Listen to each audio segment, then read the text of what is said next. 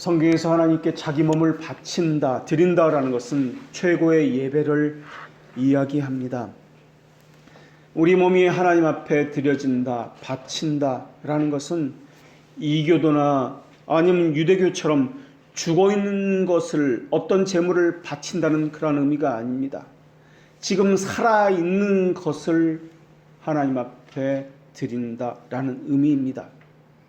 이것은 우리가 더 이상 우리 자신의 신분으로 있는 것이 아니라 하나님에게 모든 것이 넘겨져 있다라는 것을 인정하는 행위를 의미합니다. 그런데 하나님 앞에 살아있는 제물로 드려진다, 바쳐진다라는 오늘 본문 말씀에 덧붙여진 그러한 단어가 있습니다.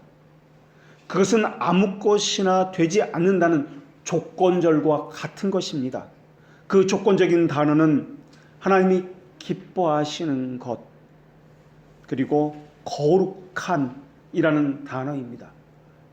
이것이 살아있는 제물과 연결되어 있습니다. 하나님이 기뻐하시는 것, 거룩한이라는 이 단어.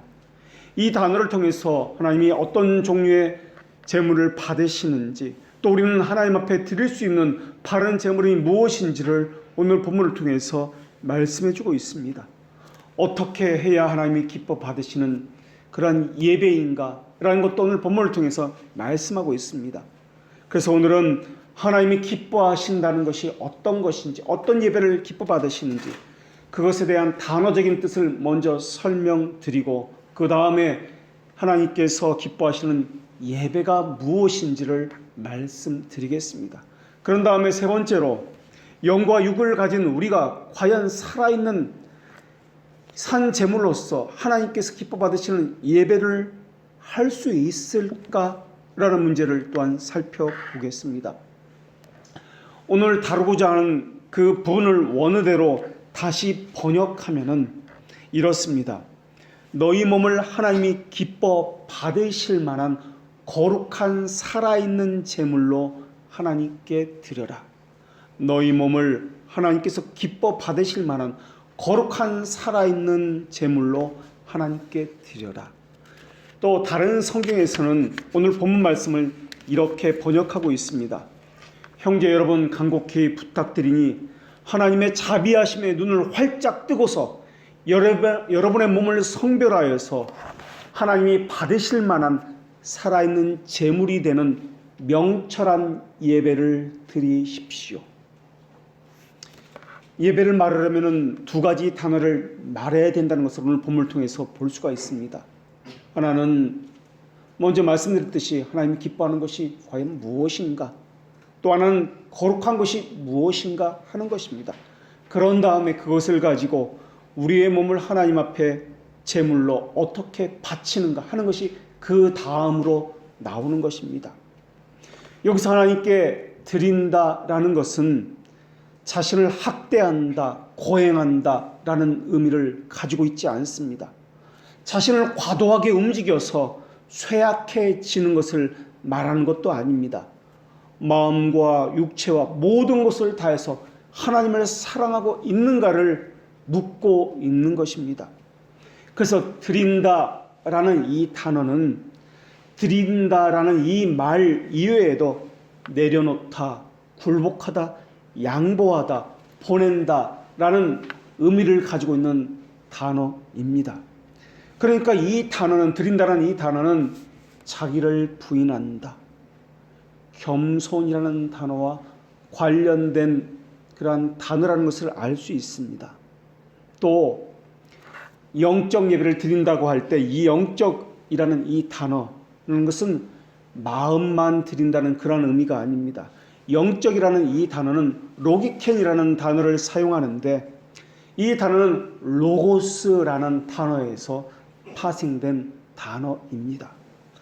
그러니까 성경에서, 다른 성경에서 번역한 그대로 명철한 예배를 드리다 라고 이렇게 번역했는데, 분별 있는 기준을 가지고 이성적인 판단을 가지고 진리대로 하나님의 말씀에 의거해서 드려야 한다라는 이러한 단어가 로기켄, 영적이다라는 단어의 뜻입니다.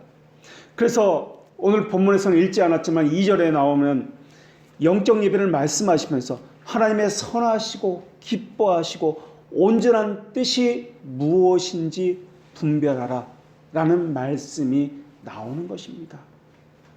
분별하라와 관련해서 영적이다와 연결되어 있는 것입니다.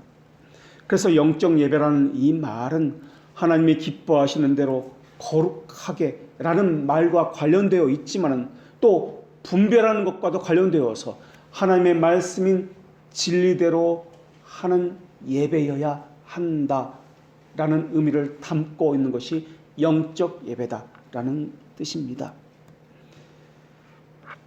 그러나 우리가 전제해야 하는 것이 있습니다. 하나님께서 기뻐 받으시는 예배, 거룩하게 드려지는 예배, 또 분별하는 예배, 하나님의 뜻대로 행해지는 예배라는 것은 모두에게 해당되는 것이 아니다라는 것입니다. 이 예배의 시작은 중생으로부터 시작된다라는 것이 전제되어야만 합니다. 이 중생은 하나님의 영원전 예정하심으로부터 시작됩니다. 그러니까 영적 예배를 하나님 앞에 드린다라는 이 말은 모든 사람에게 해당되는 말씀이 아니다라는 것을 알 수 있습니다. 반드시 중생된 사람, 하나님의 택하신 백성에게만 해당되는 말씀이 영적 예배를 드린다라는 것입니다. 이러한 행위들은 우리가 먼저 앞서 살펴보았듯이 하나님의 모든 자비하심의 근거에서 나온 반응입니다. 하나님의 자비하심을 전제로 하지 않으면 하나님께 예배하는 모든 행위는 하나님을 이용하려는 이러한 의도를 가진 예배에 불과할 것입니다. 그래서 영적 예배의 시작을 중생으로 보아야 합니다. 중생이다라는 이 말은 영원전과 관련되어 있습니다. 그리고 이 영원전이라는 이 말은 우리의 행위를 배제하는 하나님의 주권으로부터 시작된다라는 것을 의미합니다. 모든 존재하는 것은 하나님의 의지로부터 시작되기 때문에 그렇습니다. 여기서부터 하나님의 주권으로부터 하나님이 기뻐하시는 예배가 무엇인지 다루어져야 한다는 것입니다. 이것이 바로 우리가 두 번째 다뤄야 할 문제입니다. 하나님 모든 피조물에 대해서 주권을 가지고 계십니다. 그렇기 때문에 하나님의 의지는 피조물에게 이르는 모든 일들에 대해서 주권을 가지고 계시며 피조물이 하는 일에 대해서 뿐만 아니라 하지 않는 일에 대해서도 주권이 미친다라는 것을 인정함으로 이 예배가 시작되는 것입니다. 이것이 전제되지 않으면 왜 우리가 하나님 앞에 우리 몸을 드려야 되는 것이지? 라는 의문이 들 수밖에 없습니다.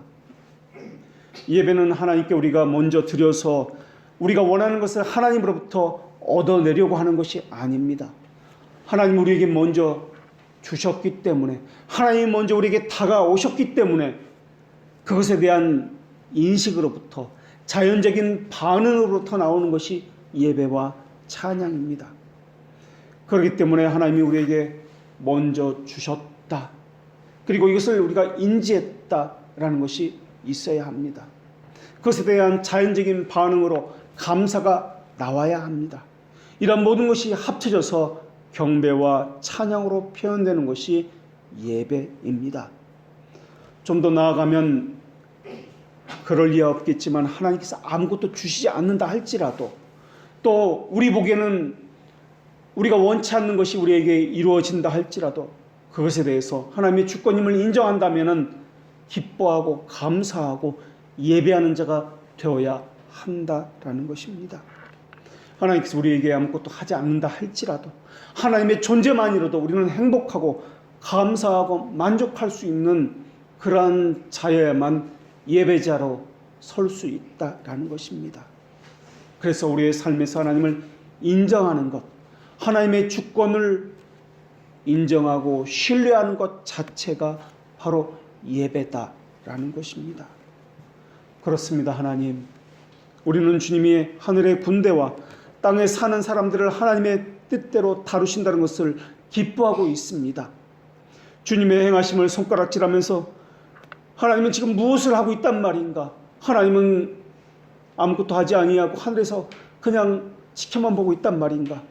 이렇게 말할 수 있는 존재는 이 세상에도 아무도 없다는 사실을 우리는 너무나 잘 알고 있습니다. 동일한 진흙 덩어리 가지고 어떤 진흙으로는 귀 있을 그릇으로 만드시는 분이 하나님이시고, 어떤 진흙으로는 천 있을 그릇으로 만드시고, 하나님의 영광을 위해서 미리 준비된 긍휼의 그릇으로 만드시는 분이 하나님이십니다. 주님의 풍성한 영광뿐만 아니라 멸하기로 준비된 진노의 그릇도 하나님이 만드신다는 것을 우리는 기뻐하고, 그 행하심에 우리는 찬양과 경배를 보냅니다. 이것이 바로 예배자의 그 예배의 마음과 자세라는 것입니다. 어떤 얘기에 은혜로움을 보이시는 것도 하나님의 주권이요, 어떤 얘기에는 하나님의 진노와 능력을 보이시는 것도 하나님의 자유로운 뜻입니다. 하나님은 하나님의 뜻에 따라서 친히 원하는 대로 누군가에는 나라를 주시기도 하시고 왕들의 마음을 임의로 인도하기도 합니다. 하나님은 자유로우시기 때문에 하나님의 뜻에 따라 누군가는 높이시고 누군가는 낮출 능력을 갖고 계십니다. 누군가에게는 사람을 보내시고 누군가에게서는 사람을 빼어서 또한 보내지 않기도 하시는 분이 하나님이십니다. 하나님은 어떤 이에게는 마음의 소원을 주어서 기쁨을 가득 채워주시지만은 다른 이에게는 다른 인생의 부침들과 슬픔을 주어서 그들의 마음에 있는 소원을 거두어 버리시는 분이 하나님이십니다.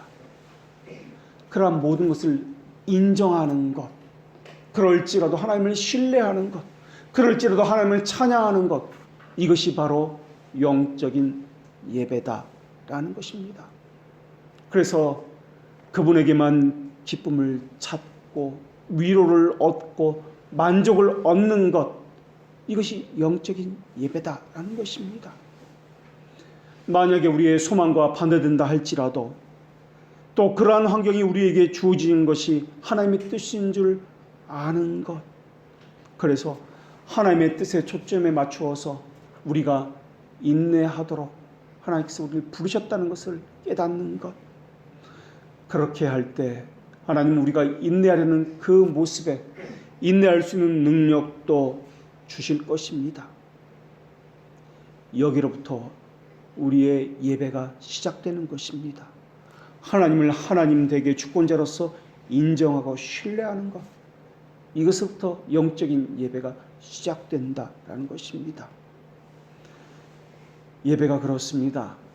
하나님이 기뻐하시는 거룩한 예배를 할 수 있도록 하시는 분도 하나님이시요, 그러한 예배를 받아주시는 분도 하나님이십니다. 마음의 냉랭함과 무감각함과 완고함을 고치는 분도 하나님이십니다.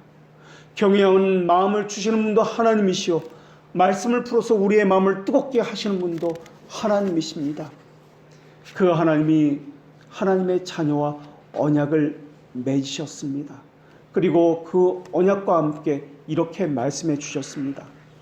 내가 그들에게 한 마음을 주어 그 속에 새 영을 주며 그 몸에서 굳은 마음을 제거하고 부드러운 마음을 주어서 내 율례를 따르게 하며 내 규례를 지키게 하리니 그들은 내 백성이 되고 나는 그들의 하나님이 되리라. 하나님께서는 그들의 자녀에게 하나님과 같은 마음을 품도록 일치된 마음을 주신다라고 하셨습니다. 새로운 영을 주신다라고 하셨습니다. 그래서 부드러운 마음을 갖게 하신다라고 하셨습니다. 그리고 그 계명을 지킬 수 있게 하신다라고 하셨습니다.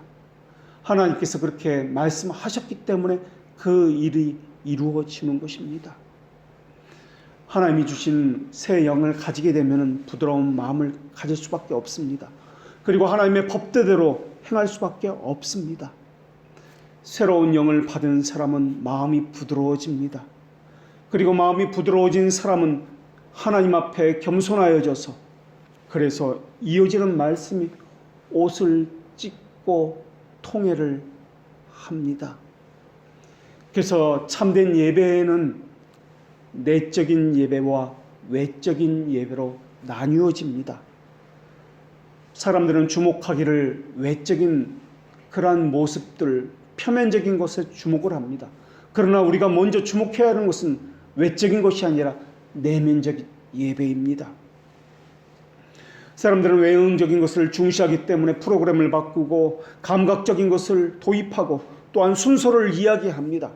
그러나 그것을 말하기 이전에 우리는 먼저 말해야 할 것이 있는데, 어떤 마음의 자세를 가졌는가, 어떤 내면의 상태를 가지고 예배에 참여했는가를 이야기해야 한다는 것입니다. 외적 예배를 말하기 위해서는 내적 예배, 하나님 말씀 앞에서 어떤 마음을 가졌는가, 이것을 먼저 이야기해야 한다는 것입니다. 촉촉히 부드러운 마음을 가졌는가, 하나님의 말씀에 이 마음이 연약해져서 겸손함을 가졌는가, 하나님의 말씀을 경외함을 가졌는가, 두려워서 떠는 마음을 찢는 애통함을 가졌는가, 이것을 먼저 이야기해야 한다는 것입니다. 이런 새로운 영이 있는 곳에서만 가능합니다. 그래서 상한 심령을 갖는 것을 먼저 이야기해야 합니다. 이것을 다른 말로는 겸손이라고 이야기하며, 또한 다른 말로는 자기를 부인하는 것과 자기 십자가를 지는 것이라고 이야기합니다. 또 이 말은 다른 말로는 질서를 따른다라고 이야기해야 합니다. 또 다른 말로는 덕을 행한다는 말로도 바꿔 쓸 수 있습니다. 또 이것을 다른 말로는 거룩함과 의로움을 행한다는 말로 바꿔 쓸 수 있습니다.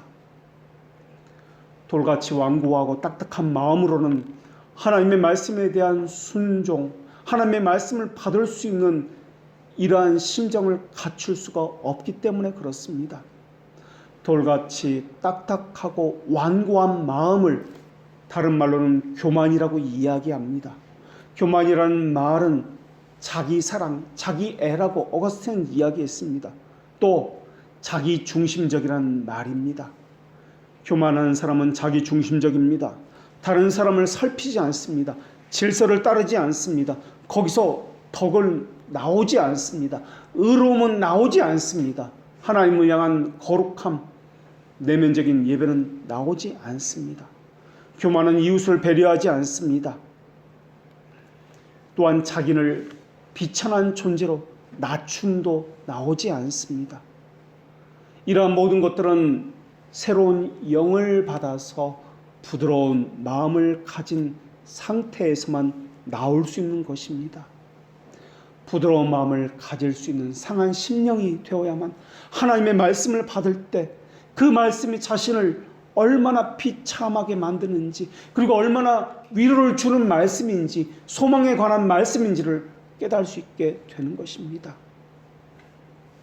그래서 그러한 사람은 하나님께 바르게 예배할 수만 있다면 자신은 어떻게 되든 어떤 불이익을 받든 얼마나 비참하게 처하든지 상관이 없습니다 라고 고백을 하게 될 것입니다. 비천에 처할 줄도 알게 될 것이며, 겸손하게 되면 자기를 찢는데 옷을 찢는 것이 아니라 마음을 찢음으로 하나님 앞에 서게 될 것입니다. 다윗이 그러했습니다. 요시야가 그러했습니다. 그들은 왕이었습니다. 그런데도 불구하고 자기 자신이 왕이라는 사실을 잊고 있습니다. 모든 사람들이 자신의 일거수일투족을 살피고 지켜보고 있다는 것도 잊어버렸습니다. 자신들은 하나님 앞에 왕으로 선 것이 아닙니다. 수많은 죄인 중에 죄인으로서 서 있기 때문에 그렇습니다. 보통의 죄수가 아니라 괴수 중에 괴수라는 고백으로서, 그 죄수로서 하나님 앞에 서 있기 때문에 그렇습니다. 다윗과 요시야 왕은 백성들에 의해서 신처럼 떠받들여졌던 그런 사람들이었습니다. 나라와 나라, 민족과 민족 사이에서도 존경받는 그런 왕이었습니다. 그런데 다윗과 요시야는 하나님 앞에 자신은 자랑할 것이 하나도 없었으며 내세울 것도 없는 아주 천하고 천한 종으로서 하나님 앞에 서 있었을 뿐입니다. 하나님 앞에서는 항상 바람과 같이 꺼져가는 촛불과 같은 희미한 존재로 서 있었습니다. 위태로운 존재가 바로 자기 자신이었습니다. 저울에도 달 수 없을 만큼의 티끌과 같은 하찮은 존재로 서 있는 것이 바로 상한 심령으로서 서 있는 예배였습니다.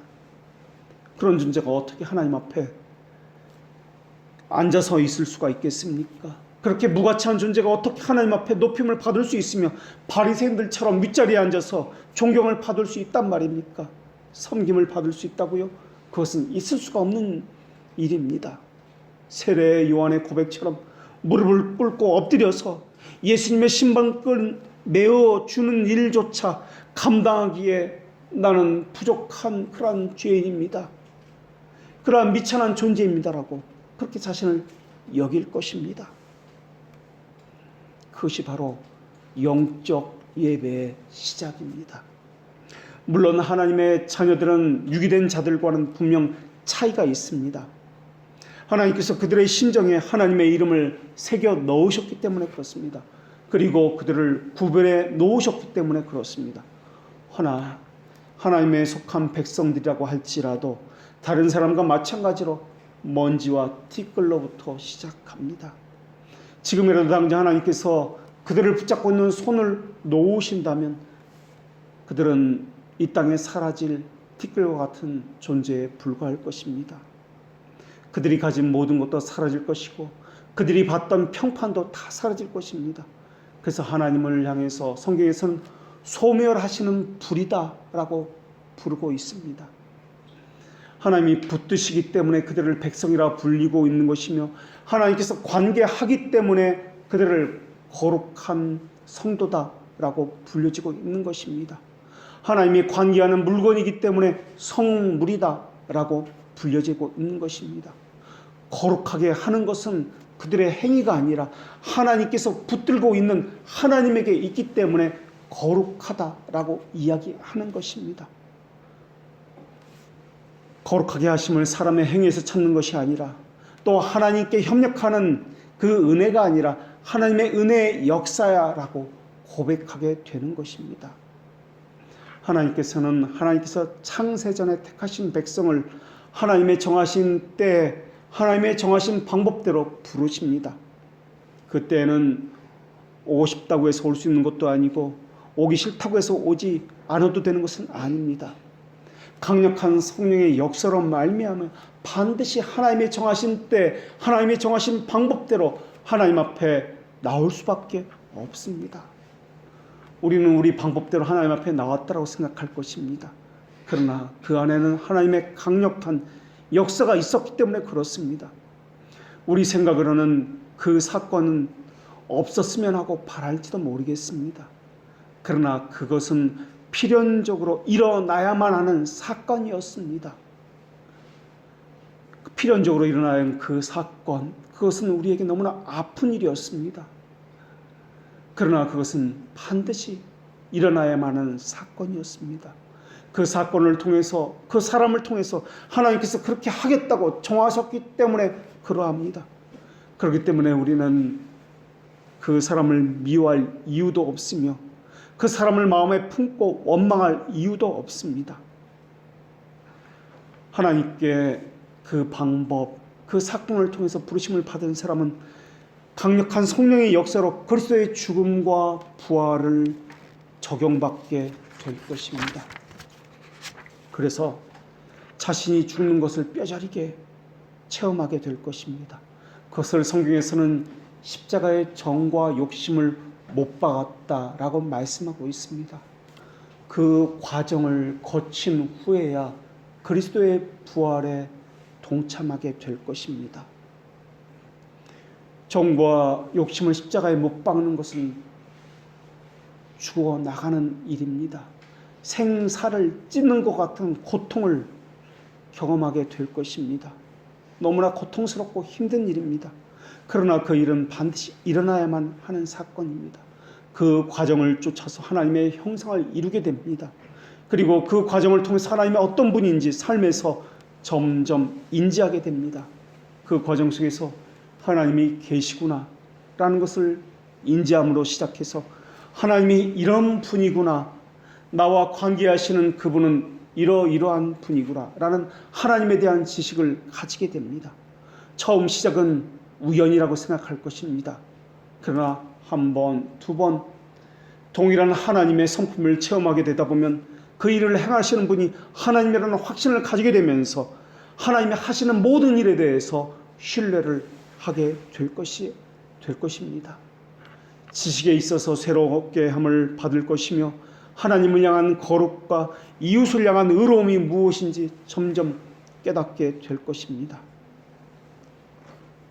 그러한 하나님을 만나게 되면서 우리 안에서는 생명에 이르는 회개를 계속해서 토해내게 될 것입니다.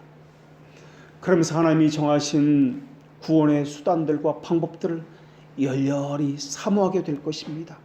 그것을 마음에 새기게 될 것입니다. 그것을 사용하여서 하나님께서 주시는 은혜들을 점점 강화시켜 나가게 될 것입니다. 은혜를 얻는 수단들을 사용하면서 죄에 대해서는 죽고 새로운 생명에 대해서는 살게 된다는 것이 어떤 것인지도 깨닫게 될 것입니다. 그래서 그분을 천하의 주인이시며 주권자라고 고백하게 될 것입니다. 그분은 하늘의 천군 천사들로 하여금 자신의 얼굴을 가릴 정도의 위엄이 있는 분이로 찬송과 경배를 받으시기에 합당한 분이로 거룩한 분이로 우리의 예배를 받으시기에 합당한 분이다라고 고백하게 될 것입니다. 그래서 평생 그 어떤 사람에게도 무릎을 꿇어본 적이 없었던 그러한 왕들도 하나님 앞에 무릎을 꿇고 경배하면서 자신의 옷을 찢으면서 애통해하며 상한 심령을 가지고 하나님을 예배하며 또한 찬양하기 시작하는 것입니다. 그래서 그가 누구든 내 뜻이 아니라 하나님의 뜻이 우리 안에서 내 안에서 이루어지기를 바라는 기도를 할 수밖에 없는 것입니다. 그래서 우리 신앙의 선배들도 이렇게 기도했습니다. 이 세상의 모든 소동 속에서 폭풍 속에서 난파되어 가라앉는 배 안에서 주님의 뜻이 제 안에서 이루어지게 하여 주시옵소서.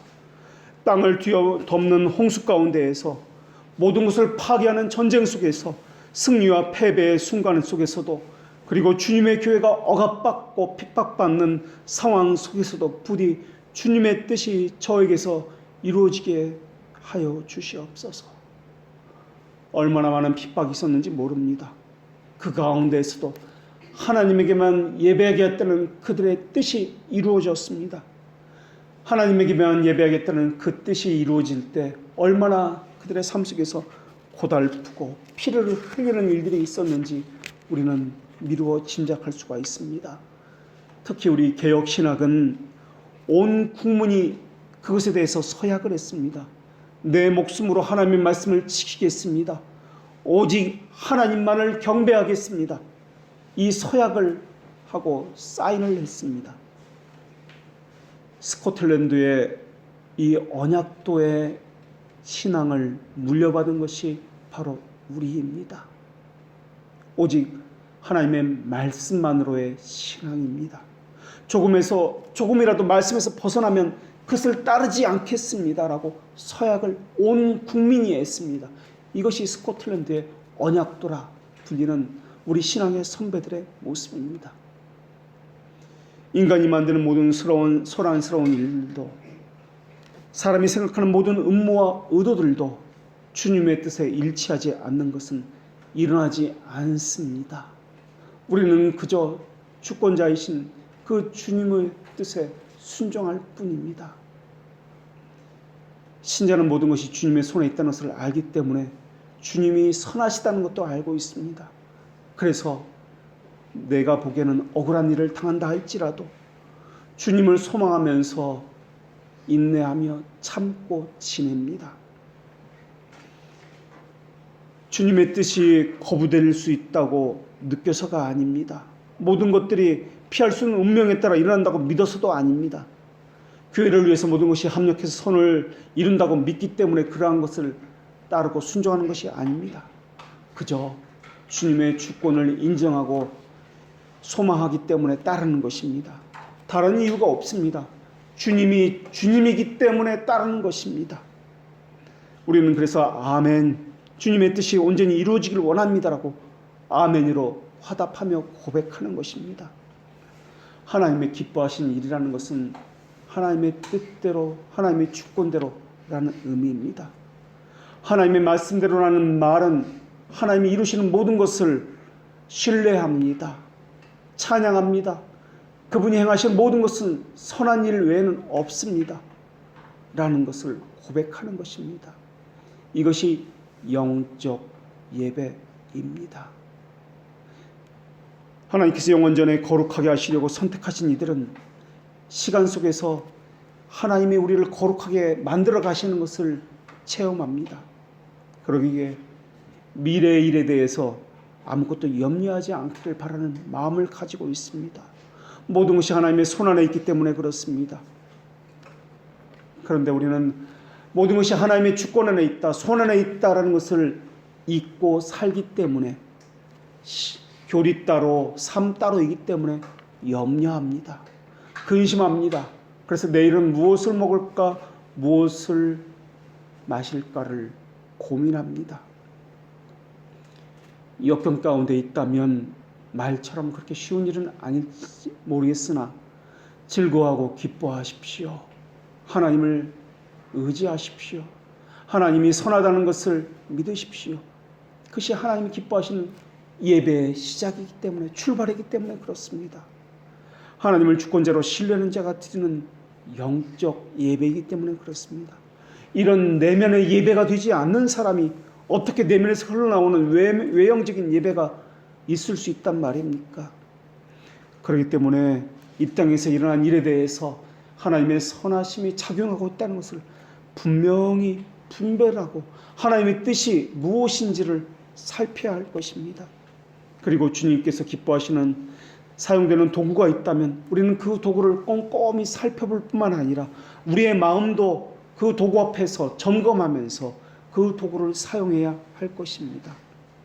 또 그 도구를 사용하되 그것이 모든 일의 원인이 아니라 단순한 도구에 불과하다는 것을 알고 사용해야 할 것입니다. 이것이 바로 영적 예배의 시작입니다. 내가 여기에 있나이다. 나를 보내소서. 이사야의 고백에 신자에 마땅한 고백이 이럴 때에만 될 것입니다. 거룩하게 하심이란 거룩하게 만드심을 의미하는 단어입니다. 거룩하게 만드신다는 것은 외형적인 것을 말하지는 않습니다. 물론 그것을 포함합니다. 이것은 삶의 거룩과 인격의 거룩을 포함하는 단어입니다. 결국 이것을 거룩함을 말하려 할 때는 내면적인 거룩과 외면적인 거룩을 동시에 말해야 한다는 것을 이야기합니다. 그것처럼 예배를 말할 때도 내적 예배와 외적 예배를 말해야 한다라는 것입니다. 결국 예배를 말하고자 할 때는 하나님의 성품을 닮아가는 것과 삶으로 드러나는 것, 이 두 가지를 동시에 말해야 한다는 것을 우리가 알 수가 있습니다. 그래서 기독교 교리는 단순한 지적인 사색에 불과한 것이 아닙니다.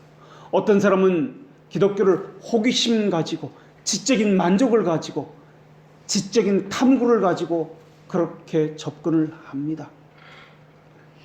그러나 모든 내용을 인지하고 교리를 배워서 알고 있다 할지라도 그 배운 내용이 그냥 머리에만 가지고 있다면 이것은 아무런 소용이 없습니다. 삶에서 이것이 확인되어지고 체험되어져야 합니다. 그래서 교리적 삶으로서 하나님의 영광을 인지하는 삶을 살아야 합니다. 교리와 삶은 별개가 아니라 함께 가기 때문에 그렇습니다. 그래서 삶 속에서 하나님의 어떠하심을 인지하지 않는다면은 이러한 사람들의 예배는 지적 만족을 위한 예배에 불과하다라는 것입니다. 하나님을 영화롭게 한다는 것은 하나님의 완전하심을 삶에서 시인할 뿐만 아니라 또한 사랑과 기쁨과 하나님을 향한 경외심을 가지고 이러한 내적 성품에서 나오는 것을 가지고 다른 사람에게 하나님의 어떠하심을 알리는 것을 의미합니다. 창조시 인간은 하나님 중심적인 삶을 살았습니다. 이것이 그들의 기쁨이었고 그들의 만족이었습니다. 그것이 사람의 존재 이유였습니다. 그런데 타락 이후에는 중심이 하나님 중심에서 자기 중심으로 바뀌었습니다. 인격의 거룩이 타락했고 삶의 거룩이 타락하게 되었습니다. 그래서 무엇을 정한다 할지라도 자기만을 중심에 두고 염두에 두고 그것을 고려하면서 정합니다. 자기 편리성을 먼저 생각합니다. 그리고 하나님의 뜻은 나중으로 미루어 둡니다. 중생이다 하는 것은 이 중심이 자기 중심에서 하나님 중심으로 바꾸어졌다라는 것을 의미하는 단어입니다. 의지가 새롭게 되었다라고도 그것을 이야기합니다. 그래서 성령께서는 감정이 아니라 의지에 역사한다라고 말씀드린 것입니다. 이것을 성경에서는 새 생명을 얻었다라고 이야기합니다. 새 생명을 얻은 의지는 하나님의 말씀에 들어있는 모든 명령에 대해서 기꺼이 순종하기를 원하고 있습니다. 그래서 이사야 선지자가 내가 여기에 있나이다 나를 보내소서라고 말을 했다면은 다윗은 하나님 앞에서 다윗이 하나님께서 말씀하시는 너희는 내 얼굴을 찾으라 라고 하나님께서 명령하시자 다윗은 즉각적으로 이렇게 반응합니다. 여호와여 내가 주의 얼굴을 찾고자 하나이다 라고 말입니다. 이것이 바로 중생한 사람들의 즉각적인 반응입니다. 하나님께서 무엇을 말씀하시든지 하나님과 정확하게 맞아떨어지는 같은 정서를 가지고 있기 때문에 그렇습니다. 하나님의 마음과 같은 정서를 가지고 있기 때문에 하나님의 뜻이 무엇인지에 대해서 캐치하는 것도 즉각적입니다. 그래서 사람의 이성을 가지고 사람의 방법, 세상의 방법을 가지고 하는 것이 아니라 하나님의 방법을 가지고 하나님의 뜻대로 행하고자 합니다. 마치 산에서 메아리가 되돌아오는 것처럼 그 외침을 그대로 받아서 울리는 것처럼 같은 정서를 가지고 같은 마음을 가지고 하나님께 행하는 것입니다. 이런 마음만을 하나님께서 받으신다라는 것입니다. 이런 마음을 가진 사람만이 하나님께서 요구하시는 과업을 이행하는 데 합당한 마음이다라는 것입니다. 하나님과 같은 정서를 가졌기 때문에 하나님께서 받으시는 것입니다. 그런 사람만이 하나님의 말씀을 최우선적으로 여길 것이며 그렇기 때문에 하나님의 말씀을 달콤하게 여길 것이며 우선적으로 그 무엇보다도 최고로 하나님을 여기게 될 것입니다. 그리고 이 세상에서 그 무엇과도 비교할 수 없다라고 하나님을 그분의 말씀을 여기게 될 것입니다. 그래서 자기가 가진 모든 보화를 다 팔아서 하나님의 말씀을 살 것입니다. 하나님의 말씀 때문에 그래서 행복한 것입니다. 그래서 하나님의 말씀 때문에 감격하고 위로를 받는 것입니다. 이 마음을 가진 사람만이 하나님의 말씀에 민감해집니다. 하나님의 말씀에 민감해지는 대신에 반대로 현세에 대해서는 민감하지 못하고 무뎌지고 무감각합니다. 누가 무엇을 샀다더라 관심이 다릅니다. 그래서 반응하지 않습니다. 아무개네 아파트가 얼마나 올랐더라, 주식이 얼마나 올라서 돈을 많이 벌었더라, 이것에 관심이 가지 않습니다. 부러워한다는 것은, 그것에 관심이 갖는다는 것은, 그것 때문에 힘들어한다는 것은 그들의 마음이 현세적인 것에 민감하기 때문에 그렇다라는 것을 알 수 있습니다. 하나님과 물질은 겸하여 섬길 수 없다고 말씀하셨습니다. 그래서 하나님의 말씀에 민감한 사람은 현세적인 것에 민감하지 않습니다. 현세적인 것에 민감한 사람은 하나님의 말씀과 하나님과 관계된 모든 것에 민감하지 않습니다. 물론 그렇다고 하나님의 자녀가 아니다라고 말할 수는 없을지도 모르겠습니다. 왜냐하면 하나님의 자녀라고 해서 항상 올바른 상태에 있는 것은 아니기 때문에 그렇습니다. 그렇다면 여기서 우리는 세 번째 질문을 해야 할 것입니다. 우리는 항상 하나님께서 기뻐하시는 영적 예배를 항상 할 수 있을까라는 문제입니다. 우리는 성화라고 이야기합니다. 거룩함, 이것은 성화라는 단어라고 그렇게 바꿔 사용할 수도 있습니다. 이 성화라고 하는 것은 결과가 아니라 과정입니다. 그래서 하나님의 자녀들도 어떤 문제를 아직도 가지고 있습니다. 그 문제 때문에 아직도 탄식하고 있습니다. 자신이 선한 의무를 행하는 것에 있어서도 부주의하다는 것도 알고 있습니다. 부패한 본성에 대항해서 싸울 능력이 부족하다는 것 때문에 여전히 탄식하고 있는 것이 하나님의 자녀입니다. 하나님이 기뻐하시는 것이 무엇인지 완전하지는 못하지만 어느 정도 알고는 있습니다. 그런데 이러지도 못하고 저러지도 못하는 자신의 나약함 때문에 때로는 원망합니다. 하나님께 잘하고 싶은 마음은 가지고 있고 간절하지만 본성은 작고 욕망에 관한 것만 이야기하라고 부추기고 있습니다. 이것 때문에 힘들고 고통스러워합니다. 그 안에는 육과 영이 함께 있기 때문에 그렇습니다. 그래서 어떤 부분에서는 육이고 어떤 부분에서는 영입니다. 하나님께서 그들의 마음 가운데 있는 완고함을 보시고 그들을 낮추고자 하실 때, 그러나 그들은 자신의 완고함이 있다는 것을 늘 깨닫습니다. 그리고 자신의 완고함 때문에 그들은 애통해야 합니다. 다윗이 그렇듯이 말입니다. 요시야 왕이 그렇듯이 마음을 찢고 하나님 앞에 죄인으로서 서게 되는 것입니다. 그것이 바로 상한 심령으로 드리는 영적 예배의 시작입니다. 그러나 기억하십시오. 하나님은 모든 사람에게 개입하지 않는다라는 것입니다. 모든 사람을 애통하게 하지 않는다라는 것입니다. 하나님의 자녀에게만 개입하시고 그들을 애통하게 하시는 것입니다. 그래서 다른 사람들은 승승장구하며 잘 나가는 것 같이 보이지만은 나는 늘 실패하고 좌절하고 질병 가운데서 호덕거리는 것. 그래서 다른 사람에게 모두에게 버려지고 외로움을 느끼는 것. 이러한 일들이 일어날 수 있는 것입니다. 성화는 칭의나 자녀됨과는 다릅니다. 성화는 행위가 아니라 과정에 달려있기 때문에 그렇습니다. 그래서 성화를 가리켜서 무조건적 은혜의 행위가 아니라 은혜의 사역이다 라고 우리의 신앙 고백서는 그렇게 고백하도록 하고 있습니다. 칭의와 하나님의 자녀됨은, 양자됨은 순간적으로 단번에 발생하는 동시적인 행위입니다. 그래서 그것을 가리켜서 무조건적인 은혜의 행위다라고 이야기합니다. 그러나 성화는 무조건적인 은혜의 행위가 아니라 은혜의 사역이다라고 이야기합니다. 왜냐하면 성화는 중생된 시점부터 시작되기 때문에 그렇습니다.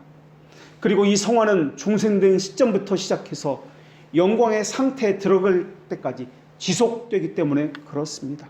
그것을 행하는 분은 성령님이고, 그래서 하나님의 은혜 행위가 아니라 성화를 향해서 하나님의 은혜 사역이다, 계속되는 일이기 때문에 사역이다라고 이야기합니다. 죽는 그 순간까지 전 생애적인 과정에서 봐야 하는 것이 성화이기 때문에 그렇습니다. 그래서 성화를 거룩하게 하심이라고 이야기하는데, 하나님이 거룩하게 만드는 것을 이야기하는 것이지 거룩하게 만들어진 것이다 라고 말씀하고 있지 않다라는 것입니다. 그래서 성경에서는 두 종류의 성화를 이야기해야 합니다. 하나는 지위의 성화를 이야기하고 있습니다. 또 하나는 인격적인 성화를 이야기하고 있습니다. 지위의 성화를 이야기할 때는 외면적 특권에 관한 성화를 이야기하는 것입니다. 이러한 성화는 고린도 전서 7장 14절에서 하나님께서는 이렇게 말씀하십니다. 믿지 아니하는 남편이 아내로 말미암아 거룩하게 되고 믿지 아니하는 아내가 남편으로 말미암아 거룩하게 되나니 그렇지 아니하면 너희 자녀도 깨끗하지 못하니라. 그러나 이제 거룩하니라. 이 말씀에 거룩하게 되고 거룩하게 되나니 라는 단어가 반복해서 나옵니다. 이 단어가 헤기 아스타이라는 단어입니다. 헤기 아스타이라는 단어인데, 이 단어는 수동태로 사용되고 있습니다. 이 단어는 외부의 영향력으로부터 인해서 생겨날 수 있는 가능성을 말할 때 사용되는 단어입니다. 다시 말하면 믿는 아내로부터 믿지 않는 남편이, 믿는 남편으로부터 믿지 않는 아내가, 또한 믿는 사람으로부터 믿지 않는 이 자녀가 믿을 수 있게 될 가능성이 있다 안 믿는 가족이 믿는 사람 때문에 예수 믿고 구원받을 가능성이 있다라고 할 때 사용되는 이러한 단어입니다. 그래서 이 말씀은 특권을 이야기합니다. 지위를 이야기합니다. 영적 복락 특권과는 관계되지만은 거룩해지는 사람의 인격과 품성과는 전혀 관계되지 않는 단어입니다.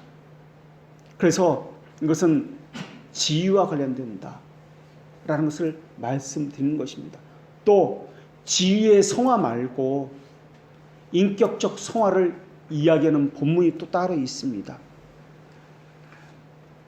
이것을 가리켜서 경건한 인격적 성화라고 이야기하고 개인적 성화라고 이야기합니다. 이 성화에 대해서는 하나님께서는 고린도전서 6장 11절 통해서 이렇게 말씀하셨습니다. 도적이나 탐욕을 부리는 자나 술 취하는 자나 모욕하는 자나 속여 빼앗는 자들은 하나님의 나라를 유업으로 받지 못하리라. 너희 중에 이와 같은 자들이 있더니 주 예수 그리스도의 이름과 우리 하나님의 성령 안에서 씻음과 거룩함과 의롭다 하심을 받았느니라. 전에는 도둑질했고 탐욕스럽고 술 취했고 모욕하는 자였습니다. 그러나 이제는 그런 것을 행하지 않는다. 이 말씀은 인격적 변화를 말하는 성화를 이야기합니다. 이렇게 거룩하게 된 자들은 구원받은 자이기 때문에 그러하며 영생의 후세가 되는 자다라고 말씀하고 있습니다. 그래서 성경에서 거룩하게 된다라는 이 성화를 말할 때 특권적인 지위에 관련된 성화인지 아니면은 삶과 인격이 바뀌는 성화인지를 잘 살펴서 돌아봐야 하는 것입니다. 그래서 그리스도인이라고 말은 하지만은 성화의 과정 중에 있기 때문에 육이 영보다 더 강하게 작용하는 사람도 있다라는 것을 전제해야 할 것입니다. 물론 그것은 일시적인 현상입니다. 현세적인 기쁨, 즐거움을 추구하는 것은 일시적인 현상으로 벌어진 일입니다. 이럴 때 하나님이 기뻐하시는 이라는 단어를 사용할 수 없을 것입니다. 만약 그러한 경우에 하나님이 기뻐하심이라는 단어를 사용하게 된다면 이것은 인격적인 성품적인 성화를 말하고 있는 것이 아니라 특권적인 지위와 관련된 성화를 말하고 있다라는 것을 볼 수가 있습니다. 그런데 예배라는 단어에서 성화를 이야기할 때, 거룩함을 이야기할 때는 특권적인 지위적인 이 성화를 말하고 있는 것이 아니라 인격적인 거룩과 관련된 성품적인 성화를 말하고 있다라는 것을 보아야 하는 것입니다. 그래서 죄 가운데 있으면서 칭의만으로 구원받았다라고 말을 한다면은 이것은 구원에 대한 잘못된 이해다라는 것을 우리가 알 수가 있습니다. 그래서 오늘 본문에서 거룩이라는 단어를 말씀하시는데 이 거룩은 다른 말로 성화라는 이 단어는 하나님께서 영적 예배를 하나님께서 기뻐 받으시는 이 단어는 거룩함과 관련되어 있는데 이것은 지위를 말하는 단어이기도 하지만은 이것이 이미 전제되어서 특권적인 이 성화를 전제되어서 성품적이고 인격적인 거룩을 이야기한다라는 것을 우리가 알 수 있습니다. 거룩하게 되는 것은 성화라는 이 단어는 영의 한 가지 기능에만 제한되는 단어가 아닙니다. 마음에 있어서, 지성에 있어서, 감정과 느낌에 있어서, 의지에 있어서, 결정과 능력이 있어서 모든 전인격적인 것에 해당되는 이러한 단어가 바로 성화라는 거룩이라는 단어입니다. 죄에 대해서 십자가에 못 박혔다는 이 말은 가장 사소한 죄라도 용납해서는 안 된다는 말씀입니다. 그러나 이 땅에 그럴 수 있는 사람이 있을까요? 단 한 사람도 죄를 짓지 않는 사람은 없을 것입니다. 그렇기 때문에 완전 성화라고 불리는 이러한 단어, 죄 없는 완전함이라는 불리는 완전주의라고 불리는 성결주의라는 것은 이 땅에서는 불가능합니다. 이 완전주의, 성결주의라는 이 말은, 완전 성화라는 이 말은 성화가 과정 중에 있다라는 말을 무시하기 때문에 생기는 것입니다. 그런데도 사람들은 이런 완전주의 성화의 입장에서 사람들을 바라보기 때문에 완전치 못한 교회에 대해서, 또 사람에 대해서, 특히 목사에 대해서 실망을 합니다. 그래서 교회에 등지고 또 목사에 등지고 교회를 안 다닌다라는 일들이 생기는 것입니다. 이 땅에서 완전한 사람은 없다, 완전한 교회라는 것은 없다라는 것을 알고 있다면은 다른 사람들에 대해서 손가락질하고 실망하고 욕을 하는 것이 아니라 자신 죄에 대해서 위험성과 더러움과 추악함을 보고서 느끼는 통해 외에는 없다는 것도 알게 될 것입니다. 이때 행해지는 것이 있는데 이것을 생명에 이르는 회개다라고 이야기합니다. 물론 이것은 사람이 할 수 있는 것이 아니라 하나님의 성령과 말씀에 의해서 죄인 속에서 구원의 은혜와 관련되어서 이루어지는 것이 생명에 이르는 회개입니다. 그런데 이것을 단순한 회개라고 말하지 않습니다. 생명에 이르는 회개다라고 단서를 달고 말하고 있습니다. 왜냐하면 생명에 이르지 못하는 회개도 있기 때문에 그렇습니다. 스스로 뉘우쳐서 스스로 목매다 죽은 가룟 유다와 같은 회개가 생명에 이르지 못하는 회개입니다. 이런 회개는 하나님의 뜻대로 하는 근심과는 거리가 먼 회개입니다. 이런 근심은 사망을 이루는 세상 근심이기 때문에 그렇습니다. 그 결과는 영생이 아니라 영벌이고 영원한 사망이기 때문에 그렇습니다. 그러나 생명에 이르는 회개는 하나님의 뜻대로 하는 근심이라고 이야기합니다. 또 생명에 이르는 이 회개는 하나님의 말씀과 성령에 의해서 발생하기 때문에 그렇습니다. 그래서 육에 의해서 영의 영향력이 사라진다 할지라도 그가 하나님의 백성이라면 반드시 생명에 이르는 회개를 하게 되어 있습니다. 상한 심령으로 통해야 한다는 이 말은 바로 생명에 이르는 회개를 한다는 말과 같은 뜻입니다. 하나님께서 기뻐하시는 예배라는 것은 물론 성품적인 인격적인 성화를 이야기합니다마는 완전함을 이야기하지 않습니다. 그렇다면 무엇입니까? 바로 생명에 이르는 회개를 이야기하는 것입니다. 이것이 영적 예배입니다. 이 땅에는 완전한 사람이 없기 때문에 생명에 이르는 회개만이 하나님께 나아갈 수 있는 영적 예배로 이들을 데려갈 것입니다. 하나님의 자녀도 이 땅에 발을 붙이고 살기 때문에 현세적 욕에 의해서 현세적인 것이 득세할 수 있습니다. 그리고 신령한 것은 사그라질 수 있습니다. 그러나 이것은 일시적인 현상입니다. 반면에 죄로 인한 신령한 슬픔, 근심은 현세욕보다는 맹렬하지는 않습니다. 현세욕은 맹렬합니다. 막 몰아붙입니다. 이것을 하지 않고는 견딜 수 없을 정도로 막 몰아붙입니다. 그러나 신령한 근심, 생명에 이르는 회개는 이것보다는 맹렬하지 않습니다. 그러나 현세욕보다는 지속적으로 오래갑니다. 그래서 하나님의 자녀라고 해도 이 세상에 속한 것을 사랑할 수 있습니다. 이 세상에 속한 것을 소중히 여길 수도 있고 그것 때문에 근심할 수 있습니다. 갑작스러운 슬픔이 그것 때문에 생길 수도 있습니다. 또 현세적인 것을 과대평가할 수도 있습니다.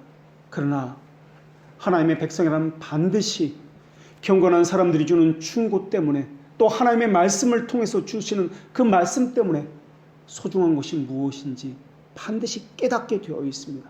그리고 돌이켜서 생명에 이르는 회개를 반드시 하게 되어 있습니다. 그래서 현세적인 것보다는 신령한 것을 더 소중히 여기며 이것을 더 기뻐하는 그 자리로 되돌아가게 되어 있습니다. 이것이 하나님의 자녀가 갖는 하나님에 대한 태도입니다. 이것은 영적 무감각함과 태만함을 두둔하기 위한 말씀이 아닙니다. 영적 태만에 대해서 근심하고 염려하는 것에 대해서 말씀드리고 있는 것입니다. 하나님은 상한 갈대를 꺾지 아니하며 꺼져가는 심지를 끄지 아니하시는 분입니다. 나는 마음이 온유하고 겸손하니 내게 나와 배우라 라는 말씀이 무엇인지를 깨닫기를 간구하십시오. 정말 하나님 앞에 참된 예배를 드리길 원하십니까? 영적인 현재의 태만함과 마음의 완고함을 벗어나고 싶은 간절한 소망이 있으십니까? 그 소망이 진실하고 정말로 간절하다는 것을 입증하려고 한다면 여러분은 반드시 하나님께서 사용하시는 은혜의 방편들을 정말로 활용하고 있어야만 합니다. 그것이 있다면 그것은 하나님께서 주신 마음이기 때문에 그렇습니다. 하나님의 말씀을 존귀히 여기는 사람의 마음은 확실히 다릅니다. 그렇다면 하나님께서는 그들이 가진 현재 영적 태만함과 마음의 완고함을 벗어나게 해 주실 것입니다. 하나님에 대해서 어떤 마음을 가지고 계십니까? 말씀에 대한 어떤 태도를 가지고 계십니까? 하나님이 하시는 사역과 행하시는 데에 대해서, 교회에 대해서 어떤 마음을 가지고 계십니까? 애전하고 마음이 아프십니까? 정말 하나님의 뜻대로 이루어지기를 바라는 간절한 마음이 있습니까? 성령께서 감동을 주시는 그 마음은 교회를 아파하는 마음입니다. 하나님의 거룩하신 이름이 사람들에 의해서 함부로 불려지는 것에 대해서 아파하는 마음을 가지고 있는 것입니다. 그래서 예수님은 가까이 오사 예루살렘 성을 보시고 우셨다는 것을 기록해 놓으셨습니다. 성령의 감동을 주시는 마음을 가진 사람은 심령에 통회하며 나의 말을 인하여 떠는 자다. 그 사람은 내가 권고하려니와라고 하나님께서 말씀하셨습니다. 이런 사람은 약속의 말씀을 들을 때는 감격할 것이고 하나님의 경고의 말씀을 들을 때는 두렵고 떨림으로 자신을 살피게 될 것입니다. 그러나 완고한 사람은 하나님의 말씀에 대해서 아무런 반응도 나타내지 않을 것입니다. 그렇다면 우리는 어떤 사람들입니까? 다윗이 가졌던 그 생명에 이르는 회개의 마음이, 상한 심령이 우리에게 늘 일어나고 있습니까? 두려움과 떨림으로 자신을 살폈던 요새의 마음이 우리에게 있습니까? 영적으로 깨어있다는 것은 악으로부터 영향을 받지 않기 위해서 주의 깊고도 신중하게 자기의 영혼을 말씀으로 살핀다는 뜻입니다. 신자가 가진 새로운 생명은 너무나 소중한 보화입니다. 그런데 이 소중한 보화를 호시탐탐 노리고 있는 원수들이 우리 주위에는 너무나 많이 있습니다. 그 원수들은 생명에 참여하기 위해서 그것을 노리는 것이 아니라 그것을 파괴하기 위해서 이것을 노리고 있습니다. 그들은 신령한 생명을 견디지 못합니다. 어떻게든 이것을 그래서 파괴하려고 그렇게 하고 있습니다. 어느적 재간을 가지고 이것을 약화시키기도 하고 고안물이나 인간의 의지를 가지고 이것을 무너뜨리려고 합니다. 더구나 원수들은 이 생명을 어떻게 해야 파괴시키는지 너무나 잘 알고 있습니다. 그러하기에 그리스도인은 이 생명을 보존하기 위해서 부지런히 힘써야 할 것입니다. 신자는 이 생명을 지켜야만 자신이 잘한다는 것을 알고 있습니다. 이 생명이 해를 입지 않도록 주의하십시오. 그리고 신중히 행하면서 자신에게 다가올 위험이 어떤 것이 있는지를 경계하십시오. 자신을 해하려는 움직임이 감지된다면 말씀을 가지고 원수들의 공격을 물리쳐야 할 것입니다. 그리고 만약에 원수들의 공격에 무너졌다면, 자신이 이 전쟁에서 싸움에서 졌다면 생명에 이르는 회개를 해야 할 것입니다. 오늘날 말씀들이 얼마나 풍부하게 경고의 말씀들과 약속의 말씀들이 우리에게 전해지고 있는지 모릅니다. 그 정도로 말씀의 홍수 속에서 살아가고 있습니다. 그런데 사람들은 그 말씀을 자신에게 적용하지 아니하고 그런 목사님이 어디에 있을까? 그런 교회가 어디에 있을까를 찾아다니고 있습니다. 자신이 깨트려져야 하는데도 불구하고 깨트려진 목사님을 찾아다니면서 그러한 참된 교회가 어디에 있는지를 이야기하면서 그런 목사님이 없다고, 그런 참된 교회가 없다고 이야기하고 있습니다. 자신이 먼저 참된 교회가 되어야 하고 자신이 먼저 깨트려져야 하는데도 불구하고 손가락질을 다른 사람을 향해서 깨트려져야 한다라고, 그러한 교회가 없다라고 이야기하면서 한탄합니다. 이 시대 사람들은 이전보다 너무나 악해져 있습니다. 목사의 신앙이 그러하면, 교회의 신앙이 그러하면 자기 신앙도 마땅히 그러한 줄로 알고 있습니다.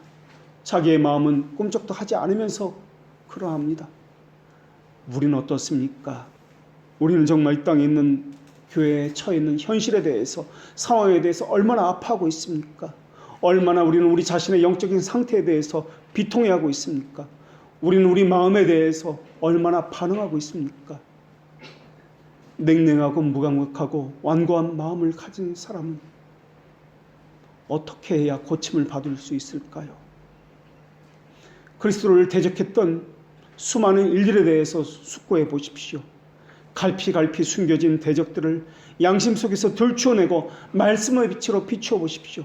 마치 어두컴컴한 눅눅한 창고 속에 버려진 장판을 들추어내면은, 그리고 그것을 말씀의 빛으로 비추어 보면은 겉에서는 보이지 않던 수많은 벌레들이 다른 곳으로 숨어 들어가려고 재빠르게 움직이는 것이 보일 것입니다. 우리의 어두운 양심을 말씀의 빛으로 늘 비추어 보십시오. 수많은 죄악이 거기에 도사리고 있고 숨겨져 있다는 것을 알게 될 것입니다. 하나님이 우리를 받아주신다고요? 어떻게 거룩하신 하나님이 죄인인 우리를 받아주신단 말입니까? 이 모든 것은 하나님의 자비하심으로 비롯되었습니다. 이것을 묵상한다면 냉랭함도 무감각함도 사라질 것입니다. 뜨거운 태양 아래서 얼었던 마음도 다 녹아질 것이며 죄의 유혹이 가져오는 강팍함도 사라지게 될 것입니다. 우리 일상에 있어야 될 것이 바로 생명에 이른 회개여야 합니다. 경외하는 마음으로 하나님의 은혜 언약에 호소하십시오. 하나님과 같은 정서가 유지되도록, 같은 마음이 유지되도록 그렇게 호소하십시오. 굳은 마음을 제어해 주십시오. 부드러운 마음을 달라고 상한 심령을 가지고 생명에 이른 회개를 하십시오. 마음이 완고해지고 굳어있다는 것은 분별력이 없다는 뜻입니다. 하나님의 말씀을 대적한다는 뜻입니다. 하나님께 예배하는 자가 아니라 대적하는 자라는 뜻일 것입니다. 책임의 말씀을 듣고 또 무감각할 것이며, 그러한 사람은 엘리의 두 아들처럼 전혀 변함이 없는 삶을 살 것입니다. 그러나 하나님의 자녀는 즉각적인 순발력과 분별력을 가졌기 때문에 그 즉시 하나님께 되돌아와서 생명에 이르는 회개를 할 것입니다. 생명에 이르는 참된 겸손함과 경외심을 가지십시오. 그것만이 하나님께서 기뻐하시는 영적인 예배입니다. 기도하겠습니다.